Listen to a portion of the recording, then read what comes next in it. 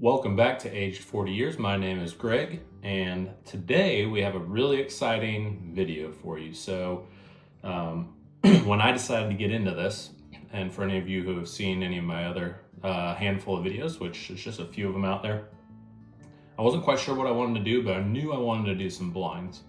I enjoy the finding out what I like about stuff, or maybe some preconceived notions that I might have had about one product or another. So today on Super Bowl Sunday is my first blind. So this is a heavyweight matchup just like we have tonight. And I am excited to compare some really interesting wheated bourbons. A couple of these have hit the market here recently. One of them is pretty localized to South Carolina and or is a South Carolina product, which is where I'm from. And then one is traditional wheated that is a little divisive out there. So how is this gonna work? I've got 4 bourbons poured. All of these are wheated bourbons. I will show you the 4 bourbons real quick before we get into it. One reminder is if you're just joining me here for the first time, or maybe you're watching a second video, that's great. I'd love your feedback, but also I'd ask you if you like and subscribe. That is the best way for me to know if I'm doing the right content and doing the right videos, and also comments. I haven't gotten really any so far, but obviously I'm talking to a very small audience. But hey, if you'd like to help me out, I'd appreciate any comments of things I could do differently. I already know that I need a better microphone and I need a better camera, but I'm just getting started, so we're just gonna keep using my phone. Okay, so prior to this, I had my wife mix these all up for me. Not literally, they're not mixed as the product in the Glens. However, she randomized them for me. I have little pieces of paper over here that have A, B, C, and D written on them. And that has then inside folded up what bourbon is which. Let's start with how this works. I'm gonna taste right to left for my right to left. For you, that's left to right, so left to right. And the way I'm doing it is you can consider this, I don't have these labeled, but you can consider this A, B, C, and D. And that's how I have them written on the pieces of paper. So again, I'm gonna taste my right to my left, your left to your right as you're watching this video. And again, 4 wheated bourbons, and excited to see how they do. So let's bring in the contenders. We'll start with one that is the first repeat bourbon on this channel. So I did a tasting recently of a new wheated bourbon that came out this year, and that bourbon is Penelope Wheated. So one of these glasses is the Penelope Wheated. I do want to mention this is the lightest proof of the 4. So while I am comparing the 4, I do want to keep that in mind. It'd be interesting to see if that comes out in the tasting or not. But Penelope Wheated is one of them. Second one, in no particular order, don't know which one it is one that I've really come to enjoy over the last year, is this 6-year Bardstown high wheat bourbon. Now this one has a proof of 106, one below a very famous wheated bourbon that might make an appearance here in a minute or two. Spoiler alert. Bardstown does a great job. They're wheated product. I think it's great that they waited till it got to 6 years. There's some other distilleries that I think brought some stuff out a little early. Bardstown was willing to sit on it. This is, gosh, I don't know. Since this came out last year, this is probably my 3rd bottle, maybe 3rd or 4th. It's a regular in the rotation. I really like that bottle, but we'll see. We'll see if it shows up when compared to the others. Another one that I do want to mention as divisive is this is, for me, one of my favorite Buffalo Trace products. So Weller Antique 107 is tough to find, no doubt. This is not a store pick or anything. It's just your standard run-of-the-mill Weller 107. I try and buy this whenever I can find it, which is very rare. So in the last 3 years that I've lived in South Carolina, I've found this twice. That might be good, that might not be, I don't know. But I don't splurge for it, so I don't overpay. I wait until I can find one. This is a divisive product in the bourbon community, maybe some tater juice, if you will. But I really like this one. It is consistently good to me. I think I can take or leave certain other Buffalo Trace products. Some I still really like. I already did a video on Eagle Rare, and I liked it a good bit, but in that video for kind of a beginner bourbon. This one, 107, as the name says, 107 proof, 53.5% alcohol. Interesting how it's Bardstown release. There's one proof point below this, but we'll see how it does. So we'll see if it can stack up in a blind. And then this one, it's pretty clear who this one they're targeting. So we have a new distillery here in South Carolina. I say new. They're really some newer product that's coming out. The distillery is not new. It's been around for a while. But Highwire Distilling out of Charleston is creating some really good product. Personally, I like, there was a single barrel that I got of their regular bourbon recently. Some of their finished product is really good. But this is a new release last year. This is an aged 7-year wheated product at 107 proof. So it's a 7 years age statement on it. This one and I believe the Bardstown are the only age stated.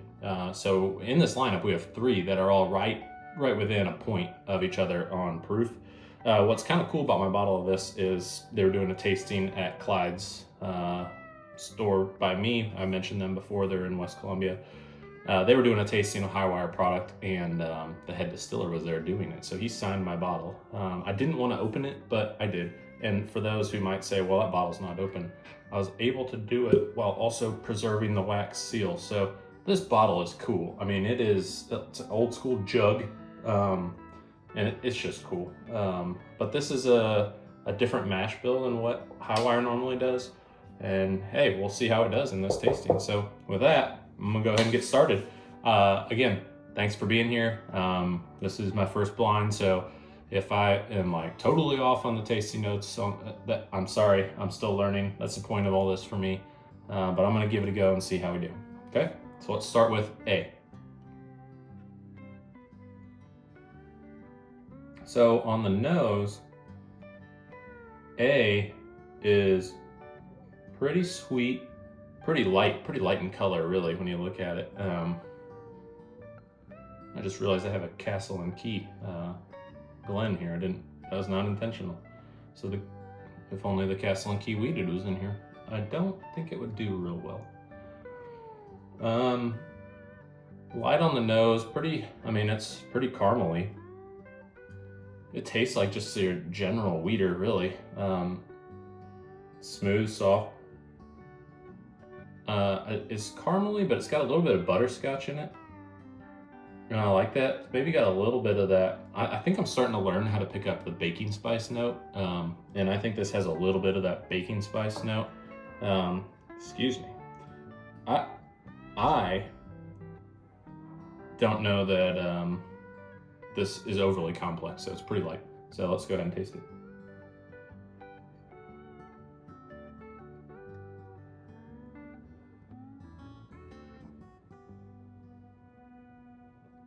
Okay, so that's vanilla-y, caramely, vanilla-y, and then a little bit of spice here on the back end. So I think that is about as smooth a wheater as I think I've had.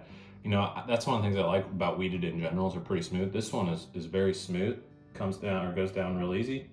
Nice vanilla, caramel, a little bit of spice, a little bit of cinnamon, maybe a little bit of baking spice in there.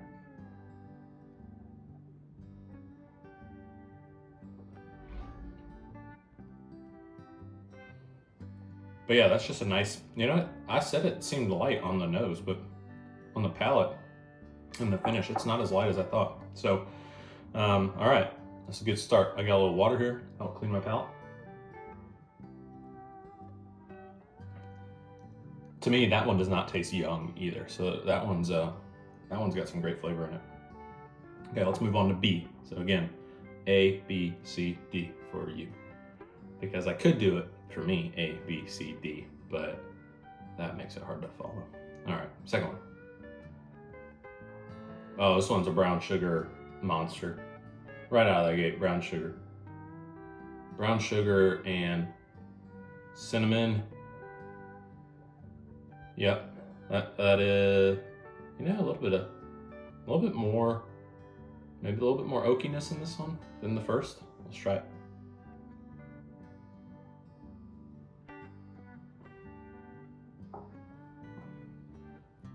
Oh yeah, that one's a lot more oaky. Good though. That's real good. You know, what does that taste like?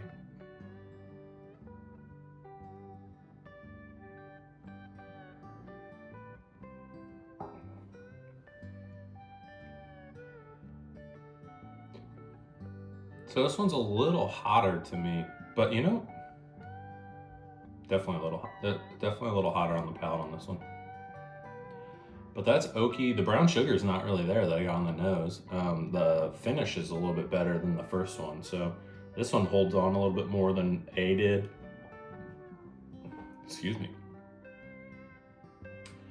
I think that if you like the oak flavor, which I do, I don't like a ton of it, but I think the oak flavor in this one's a little bit nicer. Where this one's more your run-of-the-mill basic kind of bourbon. It's just not as complex. This one, right up front, brown sugar, and I get vanilla and cinnamon on it. But then the palate is a little bit more. There's more oak in this one than the first one by a good bit, but there's also more complex sweetness, which I think I kind of like. So we'll see. Okay, let's move on to C. This glass is kind of dirty. You need to do a better job of cleaning these.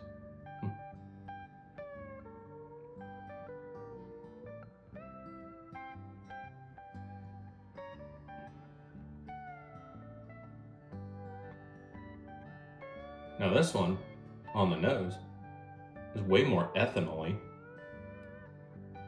Ethanol-y? Is that a word? Ethanol-y? Ethanol-y? Who are we rooting for tonight? Look, I'm mixed because I don't know why I feel the need to dislike the Eagles other than Nick Sirianni. Other than that, I don't really have a reason. I think it'd be cool for Saquon to go from such a terrible team to now be on a great team. I don't know if any of y'all are Kendrick Lamar fans, but I think that's going to be a great show at halftime. And then the Chiefs, they've won 2 in a row, and I'm a Colts fan, and so Colts and Cubs. I'm a Colts fan. The only reason I would like Patrick Mahomes to win another one is he can maybe infringe or kind of creep in on Tom Brady's GOAT status. Look, I'm not gonna pretend Tom Brady's not good. He is exceptional, probably if not the best ever, one of the best ever, but I still hate the guy, and so I kind of hope that Mahomes can take the title from him, but I don't think he's got it yet. Anyway, back to the bourbon. So let's try this one again. I want to take a little break because I realized I didn't nose this one first. I was talking about the glass and then didn't nose the stupid thing. The nose on this one is, I know I keep saying caramely, but this one's really caramel. This one, oh man, that's good.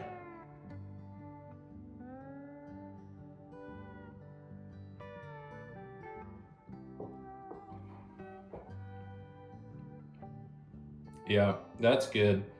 And the flavor is like a healthy balance of these two. So it's a little bit more oaky. On the finish, that tastes like I'm sucking on a butterscotch candy almost. The butterscotch in that is crazy. It's not as spicy as these two, or maybe this one. I'll go back and do it and verify, but that one is just like a candy sweetness, smooth, hotter on the nose, but overall, sorry, as you can see from my setup, I've still got cars driving in the background. Nothing's changed in 2 weeks, so we're just gonna have to deal with that, y'all. That one I'm not sure about. I don't know. We're gonna have to, that one's gonna be a tough one to figure out. Okay, this last one now. This one has a significantly darker color. Look at that. That color is dark. I hold that up to, this one probably looks like the second darkest. Look at that. Can you see that? That's crazy. So this one already starts out real dark. That's a different nose. I don't know what that is. I'm not gonna tell you that one's caramely, 'cause it's not.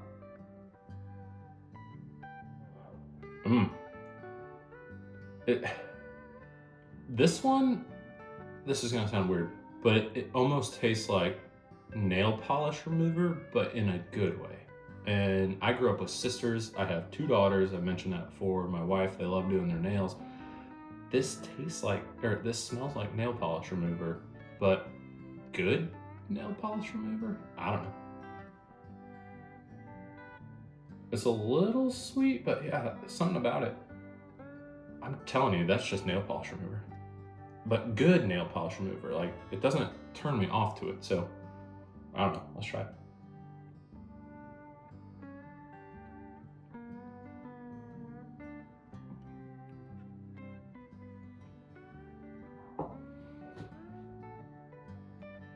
Okay. I mentioned earlier that I don't love real oaky product.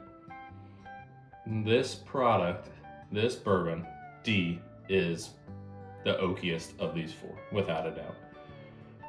It's got to be why the color is so dark. It just has, I guess, more time in the barrel. Only 2 of them are age stated, so I don't really know. I think the Jimmy Red 7-year bourbon, or 7-year wheater, was the highest age statement at 7. Bardstown was at 6. But I just can't imagine a year making that big of a difference. Now, other tastes I'm getting in there is, I mean, there's a real nice little, maybe I know what clove is, maybe I don't, but that's what my brain tells me is there's definitely a leatheriness to it, some sweet floral. Is that what that is? Maybe that's what I'm thinking. What would be a sweet floral? I don't know. It starts oaky, then it goes into like this. This one's definitely the most complex. Starts oaky, then it goes into some sort of weird leathery, not weird, but different leathery flavor, and then it finishes with like a sweeter. I can't. The best way I can describe it is like a sweeter floral. Like if somebody drizzled a little bit of maple syrup on top of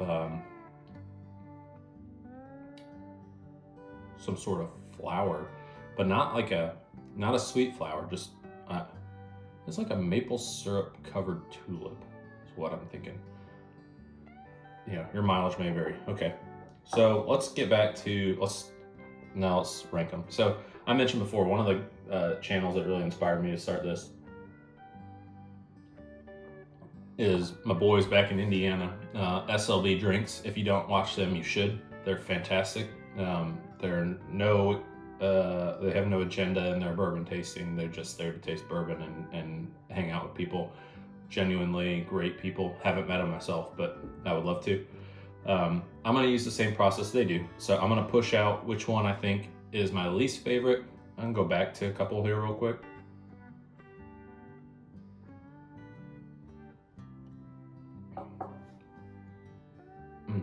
Man. Now that one now tastes like some honeycomb.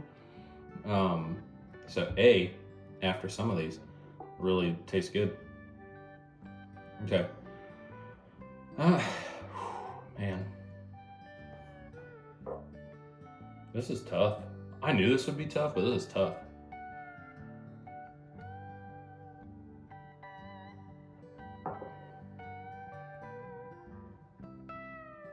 Yeah, I think this one's, so D is gonna be my least favorite. I don't really care for it that much. It's okay. It's just too oaky. It's really dry on the back end, and it's not bad per se. It's just compared to these 3, I'm just it's not for me as much. Like I said, it's too oaky. I like this type of weeder to be sweet, smooth. This one's a little bit more harsh. Okay, so let's keep testing a little bit here.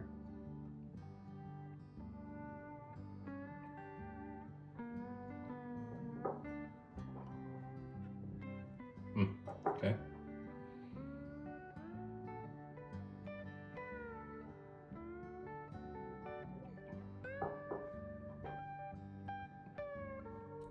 That's good. I like that one. I'm kind of between A and C here.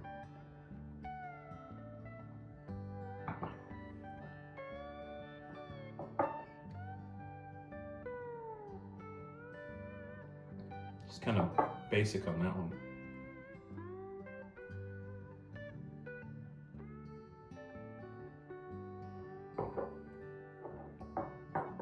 Okay.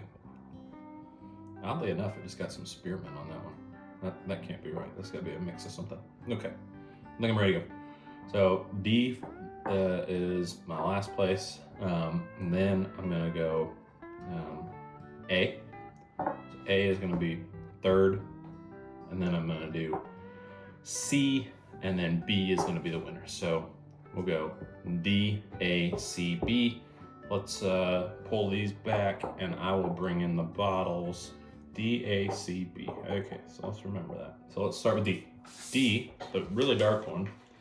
Okay, well, I was hoping this would put up a little bit stronger. Interestingly enough, it was the, so I'm gonna put these out. Well, here, we'll do this. We'll take these out of here. D, A, C, B. Okay. Go ahead and move these. All right. Remember, this is my first time doing this. Okay, D. Now, what order do you want these bottles in? You look at them from right to... Trying to think of how you would want to see these. I think you would want this way. So D is Jimmy Red 7-year bourbon out of Charleston, South Carolina. Just to me, just a little too harsh, trying a little too hard. DA is next. A is the Penelope. Okay, so this makes sense that the Penelope would be third. It just wasn't, it didn't have as much going on to me. And keep in mind, this one is the lightest proof of them. So while it's still good, it just wasn't as complex. Now that, I don't remember exactly what I said in my previous video, but that would be a really good sipper, really good, always in the lineup type of thing. Okay, so last two we have are D, A, C, B. Okay, so C is... Oh shit, no way. Okay. All right, so C is Weller 107. So this one was good. I really enjoyed it. It was pretty spicy. So these aren't really lined up. It's pretty spicy as far as like some good cinnamon and things, but Weller 107 makes a good appearance. But Weller does not take the title. So just to confirm, okay, I mentioned that I have had this this is like my third or fourth bottle. Bardstown Wheated 6-year product, high wheat. That is a freaking delicious bottle. Again, the mash bill on this, maybe I don't have them in front of me, but this might be the highest wheat mash bill of them, but 53% corn, 39% wheat, and 8% malted barley. That was an easy choice for the number one. That was, I did not have a problem across these four. That's not where my hang-up came in. Honestly, my hang-up came in right here. I could have probably swapped these two bottles and not really have known, or not really made a difference. This one, just the Weller 107, just had a little bit more going on in it, and I thought that was good. But yeah, Bardstown takes the title, and good for them. I'm excited to see what new products they're going to come out with this year. I have a Discovery 11 and 12 still sitting on the shelf, and I'm coveting those and slow sipping them. But hey, the ultimate Super Bowl wheated lineup, and Bardstown takes the title. And unfortunately, South Carolina just doesn't show up like I was hoping it would. So that's where we're at. Thank you for tuning in. I hope you enjoy the game. fly, Eagles, fly, which I hate saying that, but I hope you guys drink responsibly, or please do drink responsibly, especially on an evening like tonight. Uber is an easy choice. Uber, Lyft, other options. I'd encourage you to take advantage of those. And as always, cheers.